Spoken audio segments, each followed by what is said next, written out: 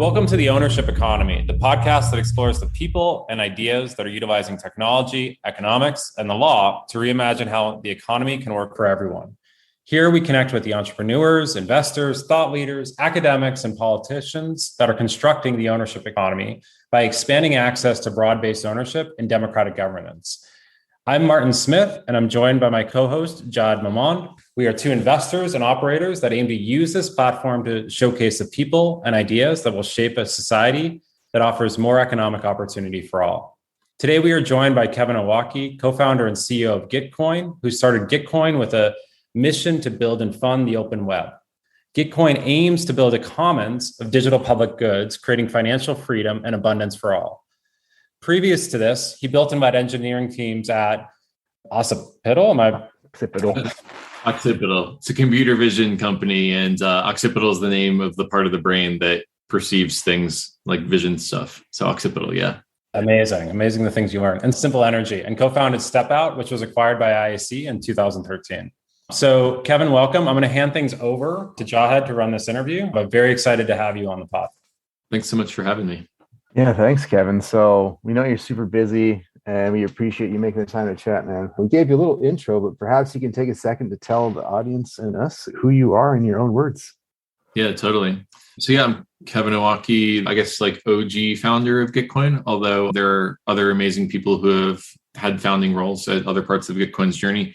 Gitcoin is a place that you can get coins if you're a software engineer working on open source software. We believe there's a deep asymmetry between the value created by open source software developers and the value they can capture. So I think the stat is somewhere on the order of $400 billion per year in economic value is enabled by open source software code you can get online for free.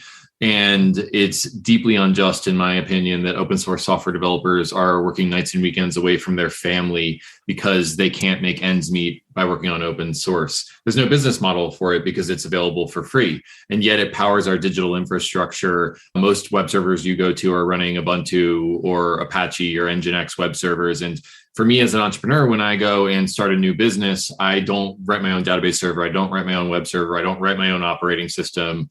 I can focus on what's deeply valuable for my customers and my users because I'm building on the shoulders of giants with open source software. So we aim to correct the asymmetry between value created and value captured in open source. Just so happens that there's a $2 trillion open source financial system. Although we're recording this in late January, I should maybe double check those numbers. 1.7, it's all right. Yeah, 1.7 of money that's in an open source financial system. And the big wave that I'm kind of riding here is that in the old financial system, any money that went to IT would have gone to some back office that's located on Wall Street. And now it's going to be going to open source software developers because we have an open source financial system. And basically Gitcoin aims to build that rails where developers can get coins. And this is a project that I started in my basement in 2017. And it was kind of started because of the last 10 years of me being an entrepreneur, realizing how systemically valuable open source software was at Occipital, Simple Energy, and Step Out, and wanting to correct that asymmetry. And luckily, right place, right time with the blockchain revolution. We're now a DAO with hundreds of people working on this mission. And it's been a great joy to go from working on this alone in the dark before and after my day job to working on it full time with hundreds of my friends. So GM to everyone out there who's listening who works on Gitcoin DAO. Excellent. And also, like we said, we are thoroughly, Web3 fluent. Just so those of you listening, some of you might be going, why did the podcast host and Kevin keep saying GM? This is just our little thing. It's part of our meme culture. It's good morning. It's just how we greet each other. It's becoming a cultural pattern. So whenever you join any of these places, you go on Twitter, you go on Discord, you'll see people saying GM, GM, GM, sir. And honestly, I prefer GM friends personally, just because everyone is not a sir. That's just me personally. You do you, but. And the fun thing about Web3 is that people are located all over the world. So you can really say GM at any point in the day. Absolutely. Well, that was an awesome intro to Gitcoin. Thanks a lot. For me, it's like a fascinating project just because I founded an open source dev tool company and I've kind of seen it up front. I've seen up close, up front, what's happening in open source. And I don't think a lot of people really know what's going on here. So when you say, these folks are up nights and weekends, working on their passion projects, there's also an even darker side to this, right? Like some of the things that come to mind are stuff like Elasticsearch, the giant public company that recently went public about 2 or 3 years ago, that produces things that a ton of people rely on, Kibana, Elasticsearch, all these kinds of things.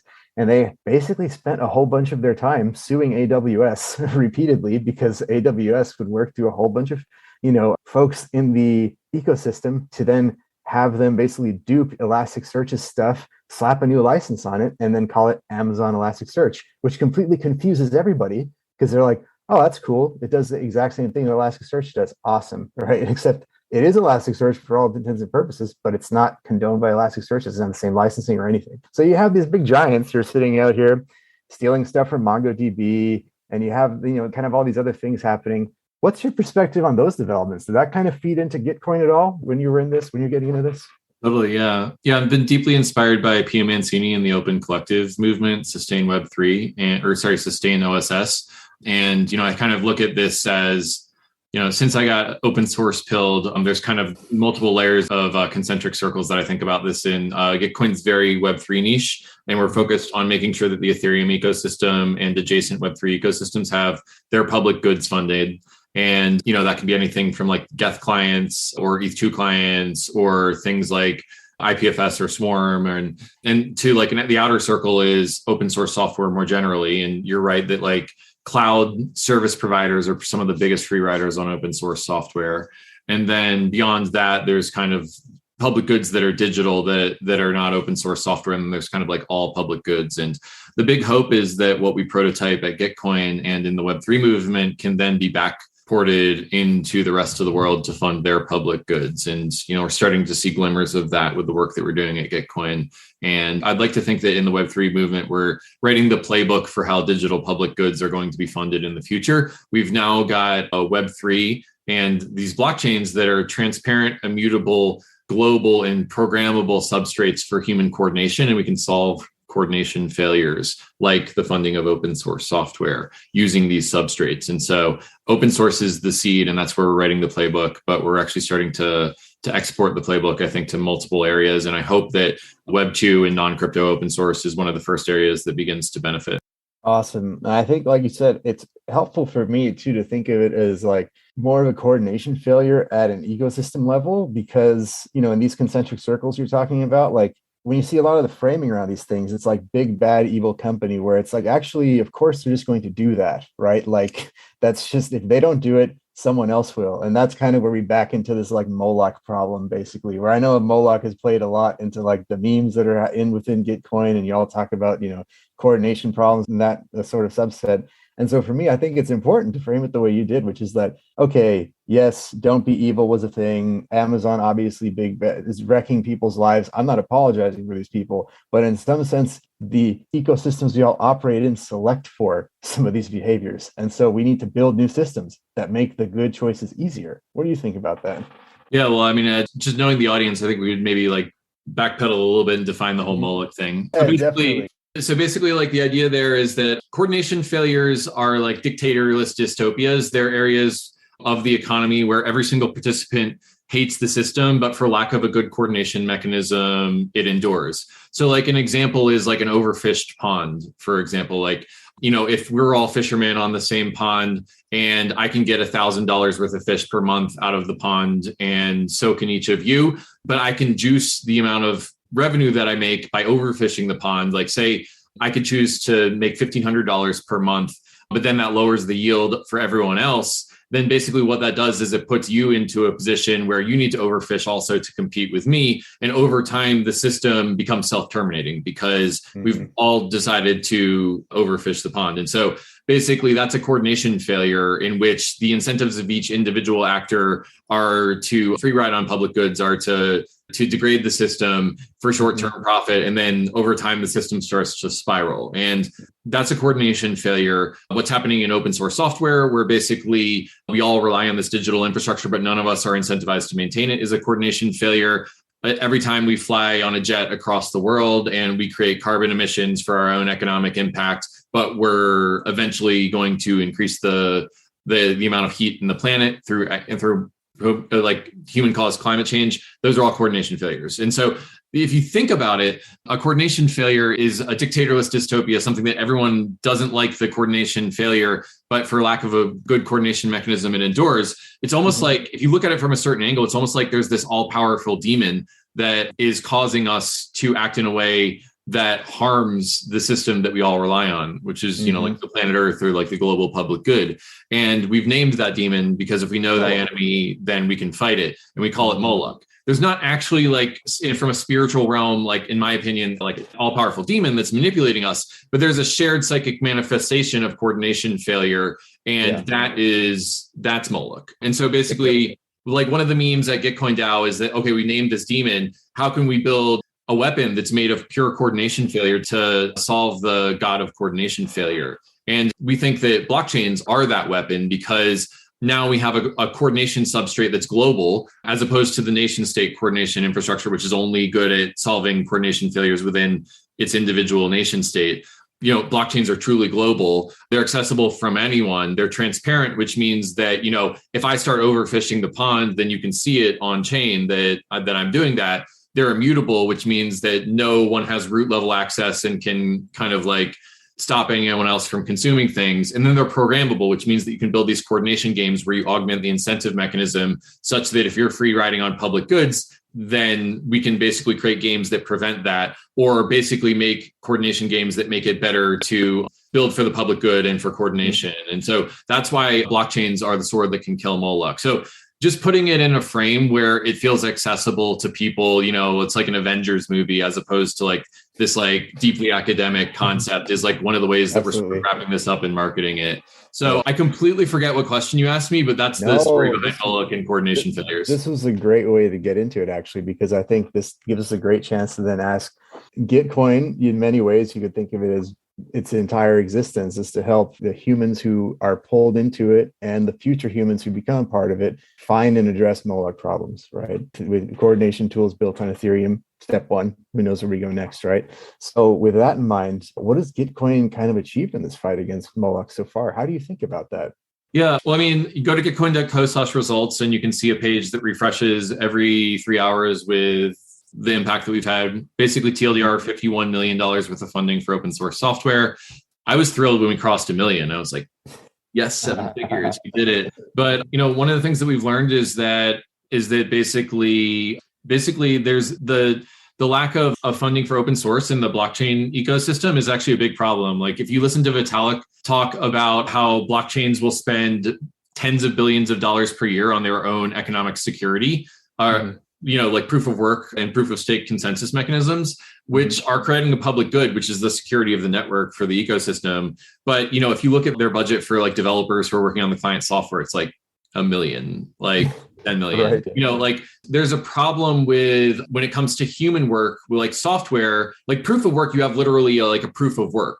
Whereas the software that I wrote this morning, I don't even know if it's going to ship to prod and like much less if it's going to be valuable if it goes to prod. So like there's a real problem of like proving that you're actually creating public good when it comes to non-provable public goods. And I think that like the biggest thing that we've done is I think basically like figured out a model where people who are working on public good can still get funded for the work that they're doing. And it's about aligning the incentive of the individual agents in the system, in this case, the software developers, such that they can work on the public goods and still pay their mortgage and not have to go work at like JP Morgan Chase or something. JP Morgan Chase is like my ultimate like bad guy of like, where you go to work if you just only if you didn't care about open source. Yeah. And I think there's lots of really good, talented people there that like have to pay their mortgage and like put their kids through school. And so they get stuck in these like jobs that aren't working for the public goods. And if you can bend the incentive mechanisms for those people towards working on the public goods and still being able to support their family, then that's what you want. And so basically, $51 million is what you'll see on gitcoin.co/results. And then I think that like the more important thing is proving out the model of how you actually bend those incentives. And Gitcoin's the most prolific user of quadratic funding, which is an economic model built by Glenn Weil, Vitalik Buterin, and Zoe Hitzig. We're just kind of like the web hipsters that put a neon interface on their economic model and are proving it out in the real world. So that's been a lot of fun. And I hope to like build a formula that other people can replicate for their their own public goods and take it beyond just open source software. There's a major tailwinds in a world where software is eating the world, according to Mark Andreessen. So, what if we can prototype a way that we can fund digital public goods and software, and then that can kind of like be proliferated out into other public goods in the world, like say journalism, or I think privacy is like a public good. And so, that's kind of like the end game. Yeah, climate is a huge one. Although until the merge and until Ethereum goes to proof of stake, I haven't really been barking up the climate tree because I think it's completely hypocritical to talk about like blockchains being good for climate until we've moved off of the high energy usage systems. So actually that's a good spot to click down one layer into it, right? So you covered a lot of amazing things. Gitcoin is doing high level objective results that you've delivered into this ecosystem that you and your team and everyone in Gitcoin DAO have kind of come together and built this ecosystem around. Can you kind of walk us through like what goes into it from soup to nuts, right? Like if I think back to December, I participated in some of the funding rounds, right? And getting my ETH through, I believe you had ZK proofs or something. You get it in there really cheap at low fees. That was great. Can you tell us kind of what goes into this from soup to nuts in terms of like, how does a grant how do you determine that something is a public good? How does it end up getting in? What have you learned so far in kind of running them? Start anywhere, asking a lot of questions, but please just walk us through like, what'd you guys do in December? How did it all work? Yeah, totally. So every quarter there's a Gitcoin Grants round. And what that is we're just using Vitalik and Glenn and Zoe's model called quadratic funding. Basically, quadratic funding is a way of running a matching campaign where if people contribute to a crowdfunding campaign, their contributions will be matched. But the gimmick and the one weird trick of quadratic funding is that we don't match one-to-one.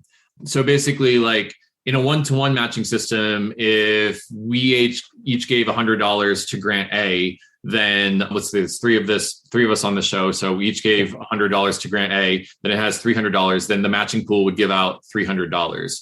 But the way quadratic funding works is that it matches you based off of the number of contributors who give to the grant more so than the amount.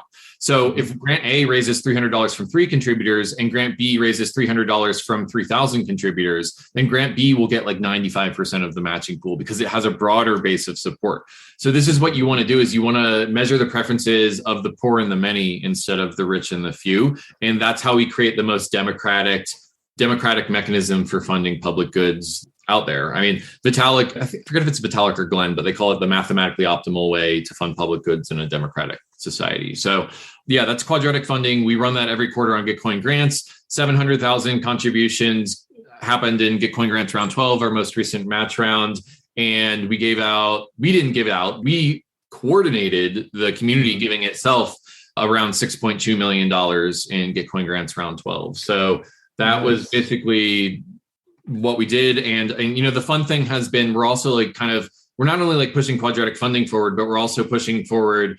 Ethereum has basically a layer 2 centric scaling model. And, you always hear people talking about how costly transactions are on the Ethereum mainnet. And one of the other things we've kind of like innovated on is that we're actually using layer 2, which is a way of sending very cheap transactions in the Ethereum network. And the average contribution to a Gitcoin grant is only $1. So, we've actually gone from when we used to do Gitcoin Grants rounds on just the Ethereum mainnet to a place where like in that time, the gas fees were so high that it was prohibitive to even give money to these grants. And now that we've moved to layer 2s, they're so cheap that transaction spam has become a problem that we have to deal with. So it's been kind of fun pushing like that envelope forward of like small transaction sizes are actually worth doing. Yeah. And I'd say that those are the two of the areas that Gitcoin's kind of innovating on. Nice. So it's like the target moved from how do we address the inequality between whales with big wallets who don't care about fees and can be overrepresented to now people are trying to spoof revealed preference. That's pretty interesting, actually. Yeah, exactly.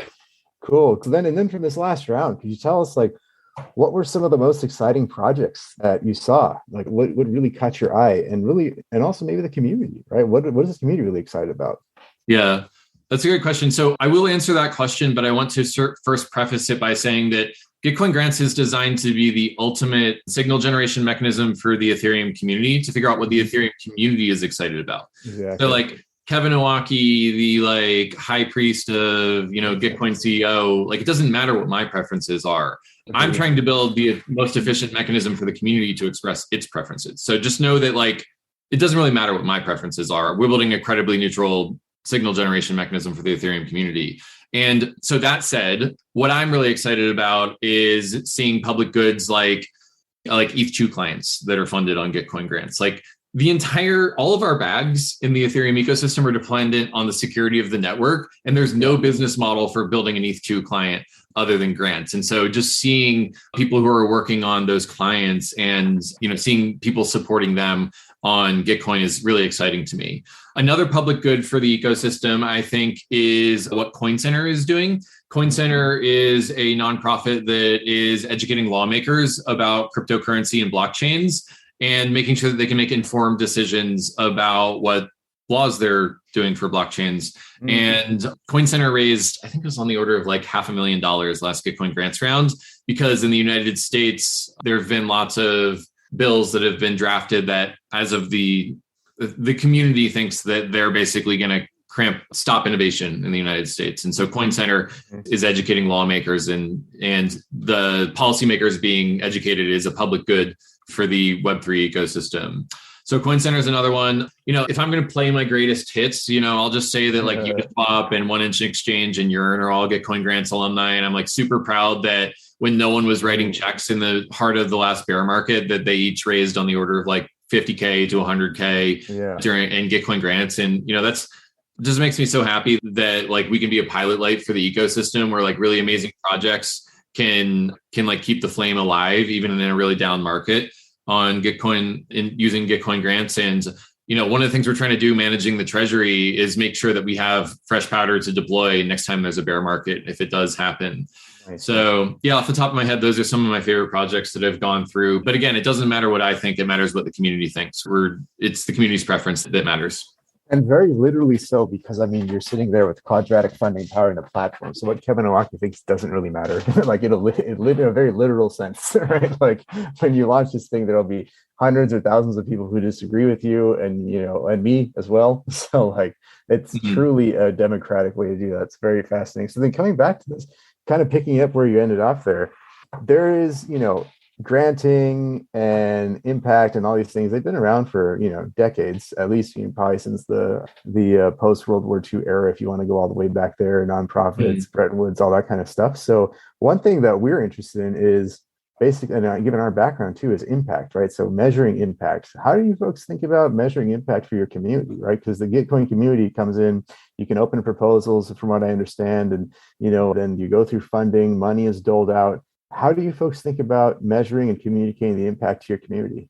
Yeah, that's a great question. I think there's multiple ways to measure these things. I do think that like for me, the number of people who can quit their jobs and work for the open internet is the most impactful thing, because that's like a life that you've changed, Basically someone who could quit their corporate job and still pay their mortgage while working on Web3 or open source is like, that's the metric.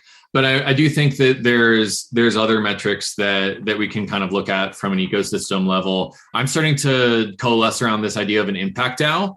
And basically a DAO is a decentralized autonomous organization. Let's just call it a digital organization or like a digital company if you want to be skeuomorphic. And an impact DAO is basically any DAO that has a positive externality for the space. So basically, Gitcoin's positive externality is that we want to be the pilot light for the ecosystem and make sure that people can work on public goods. But there's other impact DAOs that are developing out there, like Proof of Humanity exports civil resistance to the ecosystem. Climate DAO is hopefully exporting more profitability for people who are capturing carbon credits. And so basically like the stack, like soup to nuts in the crypto space that I hope to see is this regenerative economic infrastructure, and the atomic building block of that is impact DAOs all the way up and down the stack. And they're all hopefully externalizing more good than they are harm to their economic fabric. And that's how you create a regenerative ecosystem, right? If you had a degenerative crypto economic ecosystem, then eventually it'll end in coordination failure and the system self-terminates, right? Because you're just like competing with each other in the zero-sum game. But if you can create this positive sum game that's regenerative, then it becomes this infinite game that keeps going. And I think that's what's really exciting to me from like a systemic level. That makes sense. So then basically if I were to, kind of repeat it back what you said, in some ways, if you're paying it forward with impact, and it's all on chain. The impact basically speaks for itself. But if you're in if you're in a degenerative cycle, that project is not going to make it. Ain't going to make it, as they say, right? Yeah, exactly. NGMI is the meme, right? Exactly. NGMI, not going to make it. Cool. And then if I come back and get super specific on something like ETH2 client, right, and like measuring its impact, can you, like, some folks out there may not know what that is. Can you tell us what an ETH2 client is and why it's important and why you're so excited that someone is taking it on?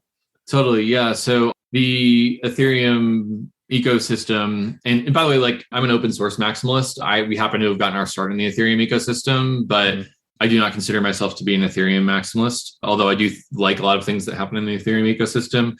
Anyway, there's clients that basically run and secure the Ethereum network. And the ones that run the current network are mostly Geth and this one that was built out of Berlin. And basically there's what the Ethereum Foundation is shooting for is having 5 or 6 clients that are running the economic infrastructure, validating transactions for the network. And the reason why it's important to have multiple different client validators is that if one of them has a bug in it and has not implemented the spec, then the other 5 can continue to run the network securely. And so client diversity is a big thing in the Ethereum ecosystem. And in order to have client diversity, you need to have multiple teams that are implementing the spec and people running multiple different versions of the clients on their computers. And basically there's no business model for building client software because it's just open source software that anyone can pull down for free and fork. And so Prismatic, Lighthouse, Nimbus, there's a bunch of people who are building clients that basically are securing the Ethereum network, which how many billions of dollars does the Ethereum network secure? It's like 700 billion or something right now. If you include all the, and so like basically you've got like this house of cards. Like if you don't fund public goods, you've got this house of cards where you've got like $700 billion of economic value that's all dependent on these like 5 teams who have no business model and are just like doing it out of altruism. And so funding those clients, I think, and making sure that they have a business model for what they're doing is like a deep passion of mine because of just the way these blockchain networks are set up.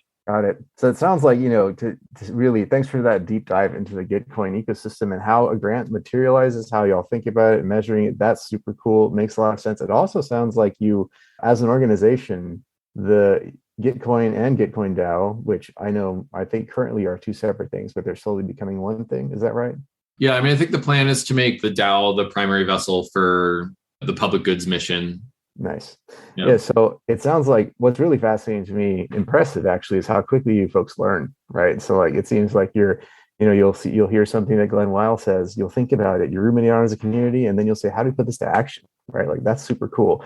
And so I think kind of look at it, and looking at it and talking about Gitcoin with you, with Scott Moore, your co-founder, right? There have been these points in your history where you've had experiences, you've learned from them, and you've kind of reoriented. So one of them that I'd like to talk about now is this, in the original Gitcoin governance token design, if I recall, you essentially allocated tokens to past participants or contributors to projects, and then those token holders could then delegate their votes to stewards of the Gitcoin DAO. And essentially, they're essentially full-time consultants that handle the day-to-day ops. What challenges have you seen with that original model of governance?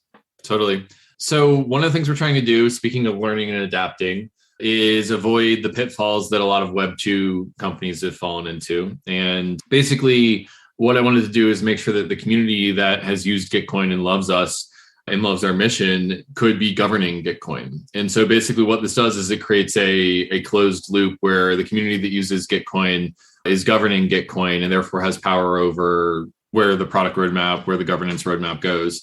And so like the reason that I wanted to do that is that the consent of the governed is the only legitimate basis for government.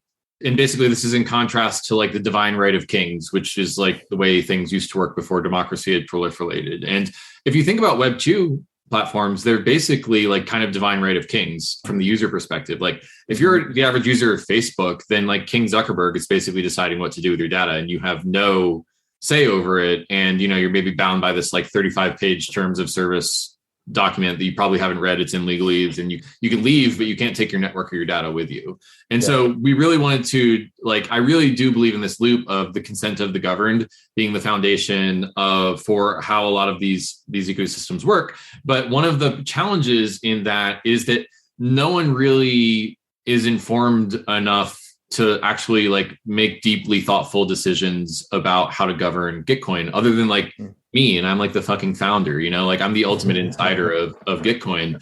And so one of the things that we wanted to do was, well, actually, I shouldn't say no one. I should say that 95% of people who have governance tokens do not vote. And that was the problem that we were trying to solve. And so basically what we did was we forked Uniswap governance, which is basically Uniswap is a fork of Compound. And their primary innovation that Compound did was this idea of delegated governance, where basically you can say like, okay, I'm not going to vote, but I want to delegate my voting power to, I don't know, Brantley from ENS or something like that. Someone whose judgment I trust to vote on my behalf. And one of the problems with, in my opinion, Compound moved the ecosystem forward, and I'm standing on the shoulders of giants here. But in my opinion, these ecosystems, the miss that they had was that you had to go remember to delegate. You had to find someone's address, and you had to like remember to call the delegate function on Web3, which like no one does. And so what Gitcoin did was we forked Compound, and we made, while we had the captive audience of people who were claiming their tokens, we made them delegate before they could get their tokens. And what that did was it set the starting conditions of Gitcoin DAO in such a way that there's 45 people that aggregate all of the governance, the consent of the governed, that can be deeply informed and can govern Gitcoin DAO and can actually vote. And so basically, like that was our way of kind of like innovating around the problem that 99% of people who have governance tokens don't vote. And the big thing here that is important is that in other systems, only large investors vote because they're the ones who have the largest stake and it's worth their time to like find the delegation function and to call votes. But on Gitcoin, we had 4 years of data about who has contributed to public goods. And everyone, like the everyday community members, delegated to their top stewards. And now the stewards have aggregated on the order of like 100 to 1,000 different like voters underneath of their things. And so we can be truly community governed because we set the starting conditions so well from the start. And I'm extremely proud. Like, I think we're all standing on the shoulders of giants in some way, but like, I'm extremely proud to get founders in my DMs every couple of weeks that are saying, hey, we're launching a governance token and we love what you did with delegation. We're going to copy that. Like ENS copied Gitcoin's airdrop interface with like the delegation up front. And I think that that's like our one contribution back to the space in innovation is setting the delegation up front on the airdrop. So yeah, TLDR, consent of the governed, only valid, legitimate basis for governance. People don't vote. The way you solve that is by making them set delegates and then creating a healthy ecosystem of delegation and governance from there was our approach. Got it. And then I think along the way too, like this is not just your problem, by the way. Of course, there are proof of stake chains with delegation, and there's obviously some of the investors you mentioned. They are also thinking about like, do we really make it as brazen as our own interest, or do we go out and maybe delegate to like a nonprofit or what have you, right? Like, and that's kind of happening too. From your own like first experience with this, with delegation, a lot of this stuff with stewards is happening on a voluntary basis, as I understand it. And so how do you kind of align incentives between stewards and the holders, right? If the stewards themselves don't have a bag of themselves or don't necessarily have a stake in the outcome. Yeah. Well, I'll say in practice, most of the stewards on Gitcoin do have a bag of GTC. And so the overlap between those groups is quite substantial.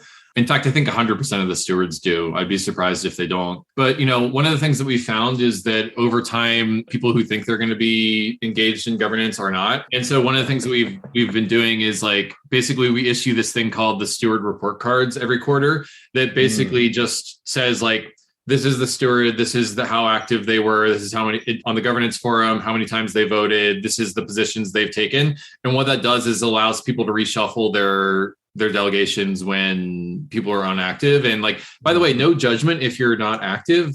Like everyone has other shit going on. And, if you want to duck out for a quarter because like, you're traveling or you're like having a kid or something like that, then no judgment from me. It's just that people should know that and be able to make an informed choice about who they're delegating to. But the topic of compensating stewards has come up for their time. And I do strongly believe that people who are giving to these ecosystems should be complicated. And I think that one of the challenges is like, how do you compensate them just enough that it's worth their time, but not that they're capturing the system for themselves, right? Because you can imagine this kind of like death spiral loop where the stewards all vote to compensate themselves. and they just start to capture the system. And I think you want to avoid that. So there's probably a middle ground where they're compensated just enough to make it worth their time. And then the rest of their aligned incentives is just by being a member of the network or believing in the mission. And the other thing I want to say about this, before I hand back the talking stick, is like in 2017, there was this like kind of mantra that like, we're going to build the most rational economic design. And like, I'm going to take a human and I'm going to put a token in it, and like out is going to come an action. And like, people don't fucking work that way. It's just like, it's like the ultimate like economist like thing to assume that everyone's rational. Totally. And one of the things I'll say that like Gitcoin did from the start is like, it's always been about that mission of open source software and public goods. And so I think that like the majority of the participants in Gitcoin governance are hopefully there for that intrinsic reason. And then the extrinsic stuff just like is kind of like icing on top of the cake from there. And I hope that anyone out there who's getting involved in Web3 and crypto economics, like choose a project because you believe in their mission and you vibe with the people, and then start thinking about the economics after that. I think that's a much more healthy way that humans are motivated. For sure. And then it just puts you in a spot where like you can't pick a winner, right? So like the project you end up in could go to zero, could be a rug or whatever. You don't really have control over some of these things. But if you believed in the mission, you were kind of true to your own values, at least you ended up somewhere, right? Like you weren't just there to get rugged and then be completely out on both scorecards. It reminds me of like I don't do much NFTs, but like David Hoffman from Bankless, whenever I listen to him, he's like, choose an NFT that like you intrinsically like, because that way if the market for it goes away, then at least like, oh, you have a piece of art that you like that you got out of it. And I think it's like the same thing with DAOs, choose one that you really vibe with and like gives you joy, because then you don't really care what the price is. And I just think that's a much more healthy way to approach which projects you're involved in the space. Choose a DAO that you vibe with, and hopefully it's Gitcoin DAO. Come to gitcoindao.com. Quick chill. I can vouch for the fact that at least Gitcoin DAO's onboarding process is one of the more smooth ones out there as a person who is involved in a few. So if you're out there in Discord land, completely discombobulated, I can vouch for Gitcoin DAO's onboarding.